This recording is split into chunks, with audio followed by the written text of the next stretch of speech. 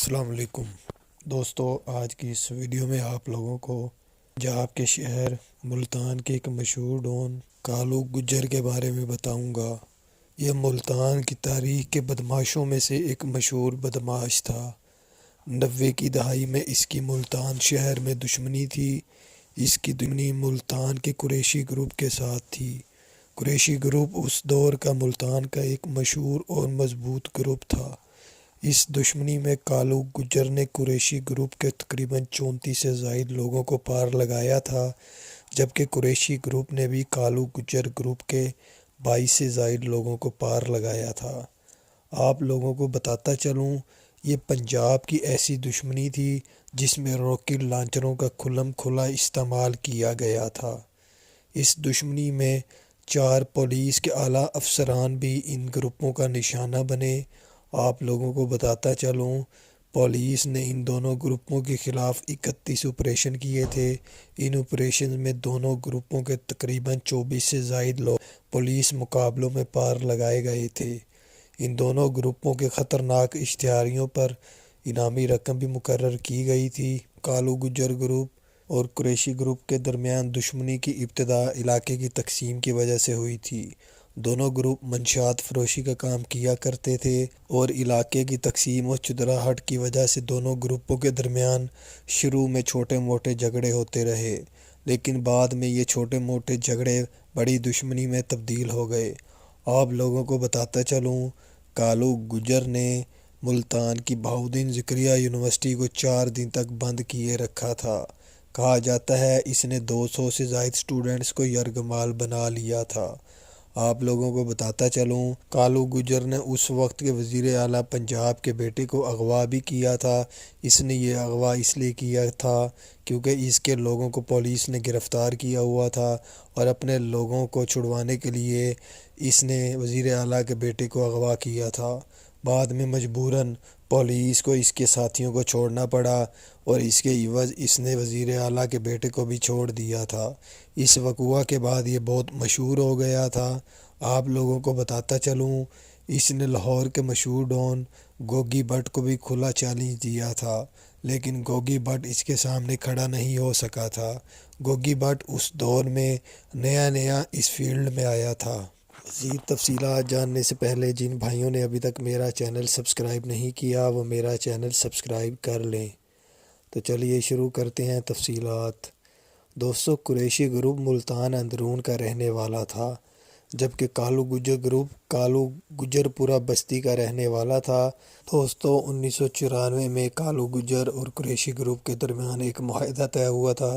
اس معاہدے کے تحت کچھ علاقوں کی تقسیم ہوئی اور دونوں گروپوں نے اس معاہدے کی پاسداری کرنا تھی، لیکن کالو گجر گروپ کے 3 لوگوں نے منشیات فروشی کا سامان قریشی گروپ کے علاقے میں بیچنا شروع کر دیا تھا۔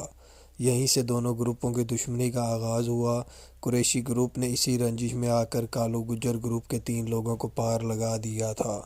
کالو گجر نے قریشی گروپ کے خلاف مقدمات درج کروانے کی کوشش کی تھی، لیکن پولیس نے ان کے خلاف کوئی مقدمہ درج نہ کیا۔ اسی وجہ سے تنگ آ کر کالو گجر نے خود بدلہ لینے کا فیصلہ کیا۔ اس نے گھنٹہ گھر سے 5 قریشی گروپ کے لوگوں کو اغوا کیا اور بعد میں انہیں پار لگا کر ان کی باڈیز کو پانی میں پھینک دیا تھا۔ اس وقوع کے بعد اگلے روز کی اخباروں میں کالو گجر گروپ کا ذکر تھا۔ BBC انٹرنیشنل نیوز چینل نے کالو گجر پر ایک ڈاکومنٹری بھی بنائی تھی۔ آپ لوگوں کو بتاتا چلوں، پولیس نے دونوں گروپوں کے خلاف کارروائیاں تیز کر دی تھی اور دونوں گروپ مختلف علاقوں میں فرار ہو گئے تھے۔ کالو گجر گروپ گوجرانوالہ شہر میں فرار ہو گیا تھا، جہاں اسے پناہ اس وقت کے مشہور ڈون جیدہ پہاڑیہ نے دی تھی۔ جیدہ پہاڑیہ کی دشمنی اس وقت گجرات شہر میں عروج پر تھی۔ کالو گجر نے جیدہ پہاڑیہ کی مدد بھی کی تھی۔ اس نے جیدہ پہاڑیہ کے کہنے پر اس کے 12 سے زائد مخالفین کو پار لگایا تھا اور وہاں سے اس کے بعد سیالکوٹ فرار ہو گیا تھا۔ سیالکوٹ میں اس نے پناہ بھولا سنیارا گجر کے پاس لی تھی۔ اس نے بھولا سنیارا کے مخالف پپو بٹ گروپ کے بھی 4 لوگوں کو پار لگایا۔ اگر یوں کہنا چاہیں کہ اس نے اپنے یاروں کی مدد ان کی دشمنیوں میں بہت کی تو یہ غلط نہ ہوگا۔ اسی عرصے کے دوران قریشی گروپ کو ایک خبر ملی کہ کالو گجر گروپ کے 13 لوگ بستی نانڈلہ میں موجود ہیں۔ قریشی گروپ کے 100 سے زائد لوگوں نے کالو گجر گروپ کے 13 لوگوں کو بستی لڑنا پہ پار لگا دیا تھا۔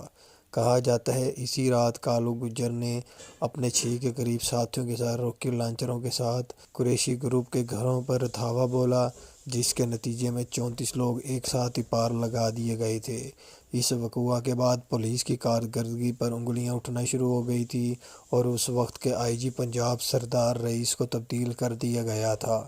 نئے آنے والے آئی جی پنجاب نے ان دونوں گروپوں کے سربراہوں کو زندہ یا مردہ گرفتار کرنے کے احکامات جاری کر دیے تھے۔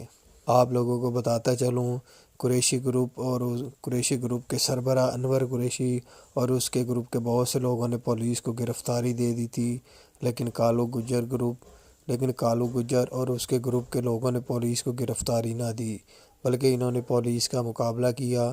ان مقابلوں میں 8 سے زائد پولیس والے کالو گجر اور اس کے گروپ کا نشانہ بنے، جبکہ کالو گجر گروپ کے بھی 12 سے زائد نے پار لگایا۔ کالو گجر بھی ایک پولیس مقابلے میں پولیس کا نشانہ بنا۔ اس طرح اس کی زندگی کا باب بند ہوا۔ میرا ویڈیو بنانے کا مقصد آپ لوگوں کو بتانا ہے کہ برائی کا کام برا ہی ہوتا ہے، اچھے کام کریں، برے لوگوں کی صحبت سے دور رہیں۔